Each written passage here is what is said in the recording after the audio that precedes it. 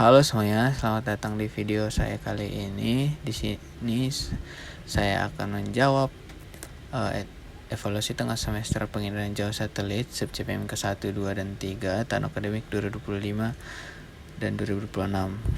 Perkenalkan, nama saya Michael Pragoda Manik, NRP 23 2022 053. Langsung saja guys. Oke, untuk SIP-CPM ke-1 tentang terminologi dan karakteristik sensor dan satelit. Di sini soal pertama yaitu perbandingan sensor optik dan sensor radar atau SAR. Nah, untuk prinsip kerja sensor optik yaitu merekam pantulan energi elektromagnetik dari sumber eksternal ataupun itu matahari.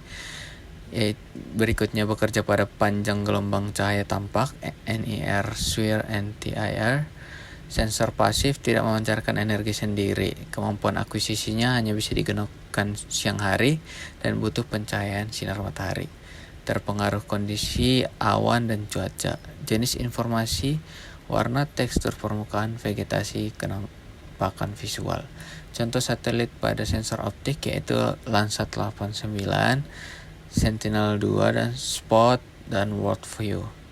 Untuk sensor radar SAR, prinsip kerjanya yaitu memancarkan gelombang mikro dan merekam sinyal balik atau backscatter.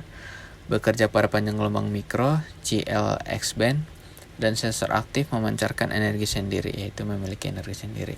Untuk kemampuan akuisisinya, yaitu bisa beroperasi siang dan malam, tidak butuh cahaya matahari, dan dapat menembus awan, hujan, dan kabut.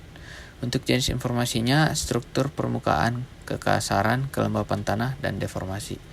Untuk contoh satelit dari sensor radar SAR ini yaitu Sentinel-1, ALOS Pulsar, Radar Set-2, dan TerraSAR X. Berikutnya soal 2, 4 jenis resolusi citra satelit. Yang pertama resolusi spasial, untuk ukuran terpencil objek yang dapat dikenal di permukaan bumi atau ukuran piksel. Contohnya itu Landsat 9 untuk akurasi 30 meter. Untuk makin kecil nilai resolusinya makin detail gambar.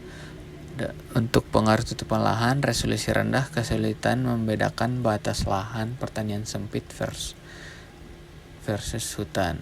Untuk resolusi spektral, kemampuan sensor membedakan panjang gelombang, jumlah dan lebar band. Contohnya Sentinel-2 ada 13 band. Band SWIR membantu membedakan vegetasi sehat dan vegetasi stres.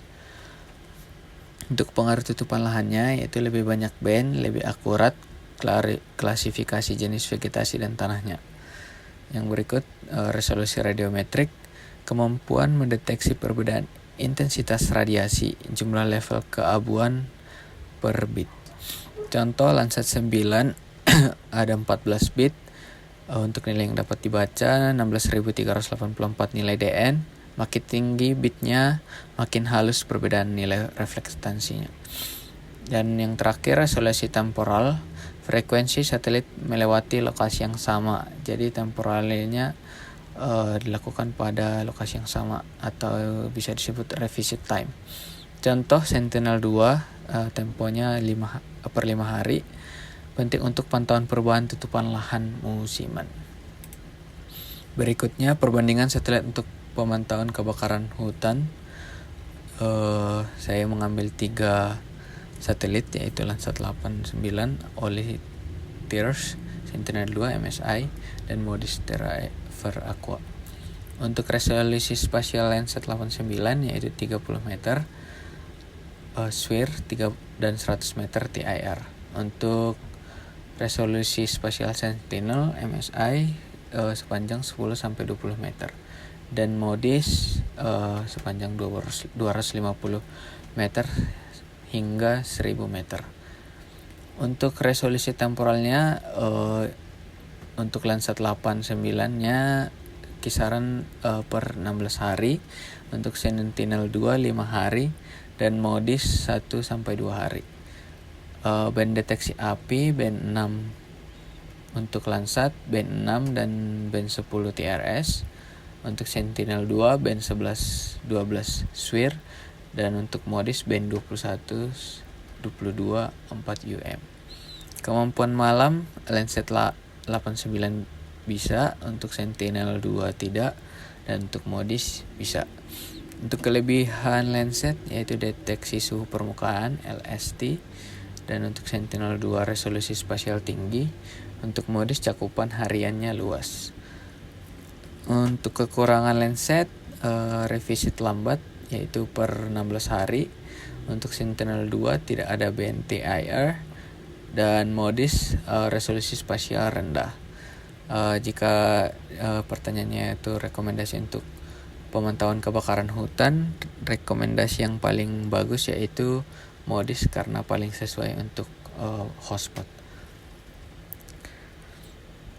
Karena dia revisitnya harian, dan Landsat Sentinel itu diperuntukkan untuk pemetaan detail pasca kebakaran.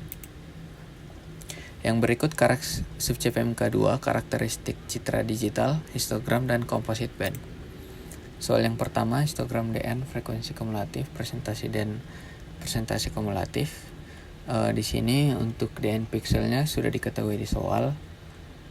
Dan untuk mencari refleks kumulatifnya, yang pertama kita jumlahkan frekuensinya dulu 40. Kemudian dari sini kita bisa ketahui frekuensi kumulatifnya 5, 13, 25, 35, 40. Penjumlahan dari sini 5 ke 8, 13, 13 tambah 12, 25. Seperti itu hingga di DN 125. Untuk persentasinya, persentasi dari totalnya dan frekuensi setiap ininya. Dan dapat diketahui persentasinya 12%, 20%, 30%, 25%, dan 12,5%.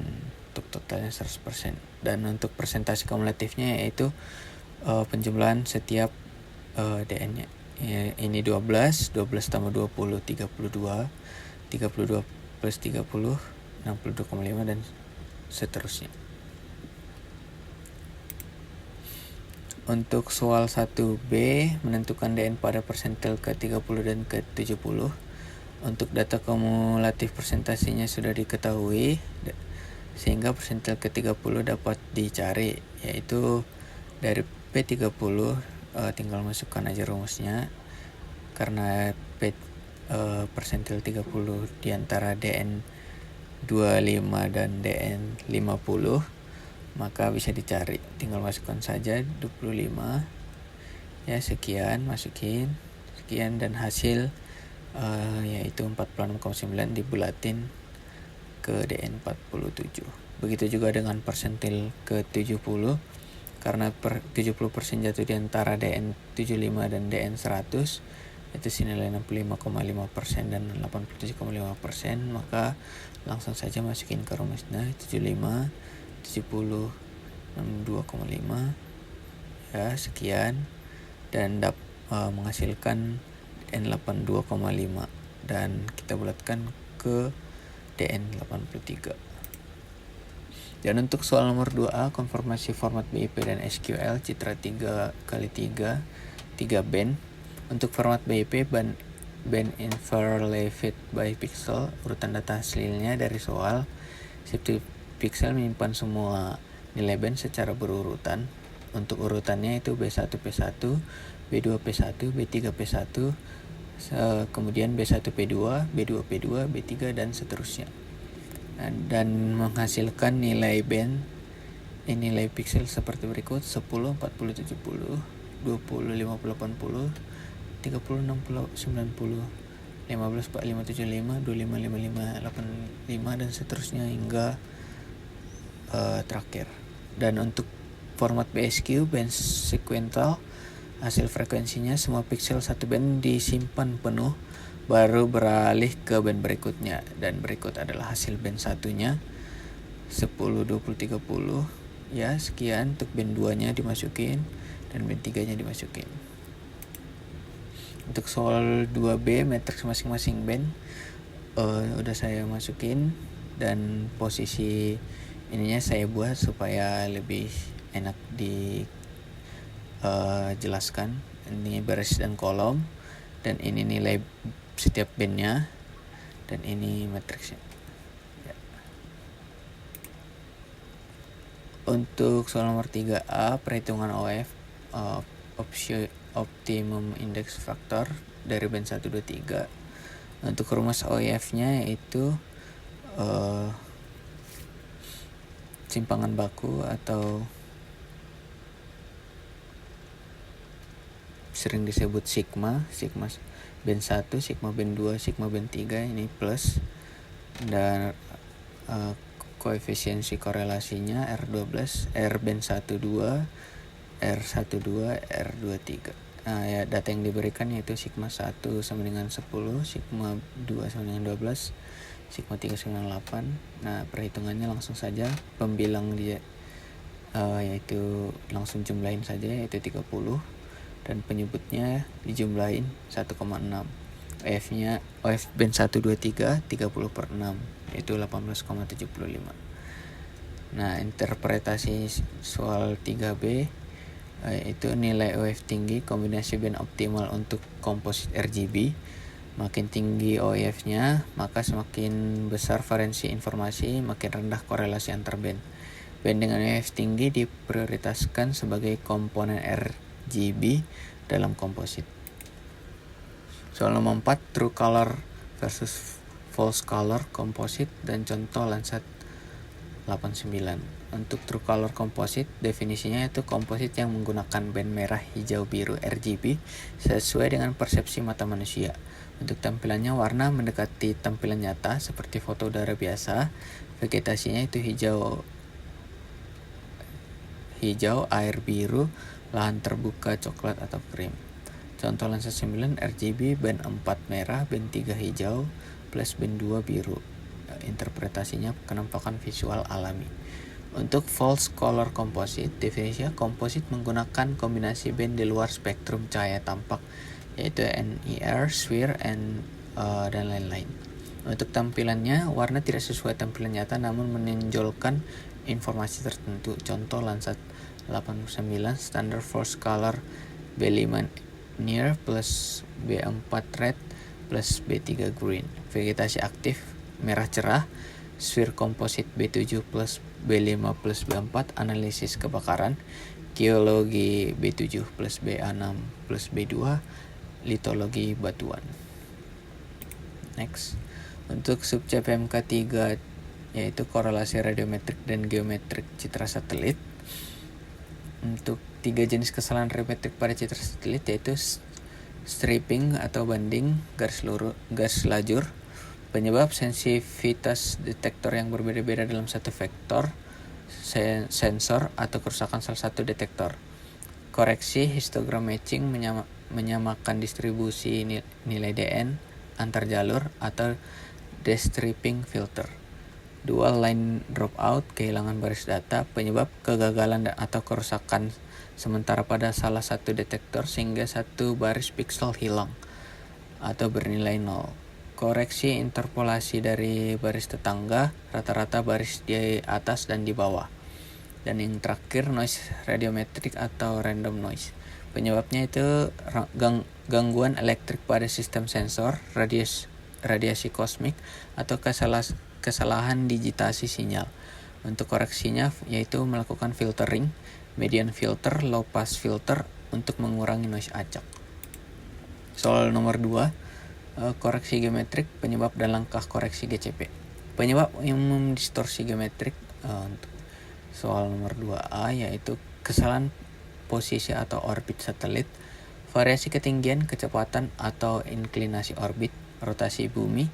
Bumi berotasi saat satelit merekam, menyebabkan skew pada citra. Kelengkungan bumi dan variasi relief, parallaks topografi. Untuk kesalahan pada sistem optik atau sensor, distorsi lensa. Langkah koreksi menggunakan GCP plus transformasi polinomial orde 1. Untuk menjawab soal nomor 2B. Yang pertama, kumpulkan minimal 3 titik GCP ground control point, titik yang diketahui koordinat sebenarnya di peta atau di lapangan. 2. Identifikasi piksel lemur sesuai dengan GCP pada citra yang akan dikoreksi. Dan yang ketiga, hitung koefisien transformasi polinomial orde 1 atau affine, dan berikut adalah rumusnya. 4. Hitung root mean square error. Ukuran akurasi koreksi makin kecil makin baik. Idealnya kurang dari 1 pixel. Dan kelima, lakukan resampling pixel, nearest neighbor atau linear atau kubik ke koordinat baru. Dan yang terakhir, nilai RMSE mengukur rata-rata kesalahan posisi antar GCV referensi dan GCV hasil transformasinya. Untuk soal nomor 3, menghitung nilai radiansi pixel Landsat 9 band 3 DN100. Data yang diberikan DN100, radiansi minimal Lmin ya sesuai yang di soal, dan rumusnya berikut. Tinggal langsung masukin saja datanya yang di atas yang diketahui ke dalam rumus. Berikut adalah Lminnya, dan hasilnya itu 7,843, dan konversi radiansnya, reflektansinya untuk soal 3B yaitu melakukan ini, di mana D ada jarak bumi matahari AO, S irradiance matahari, delta Z sama dengan sudut zenit matahari. Cukup sekian pembahasan soal ETS kita pada hari ini. Jika ada kekurangan kesalahan mohon dimaafkan. Terima kasih semuanya. Semoga